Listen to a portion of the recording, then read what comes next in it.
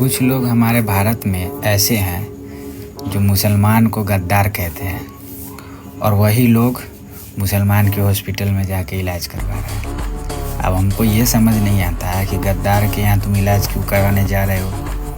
ये वहाँ इलाज करवाओगे तो तुम खुद गद्दार हो जाओगे, क्योंकि वो तो गद्दार है, उसके यहाँ तुम इलाज कराने क्यों जा रहे हो। समझ में नहीं आ रहा है ऐसा क्यों हो रहा है।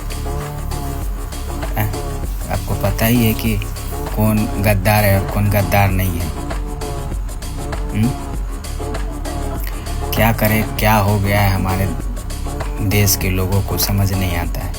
अगर आपसे काम है तो ठीक है, अगर आपसे काम नहीं है तो आप गद्दार हैं। तो इसलिए कहते हैं मेरे भाई अपने लिए जियो। अगर किसी मोर की जान चली जाती है ना तो मोर को बचाने के लिए कोई नहीं आता है, सब उसका पंख नोचता है। तो अपने लिए जियो बस।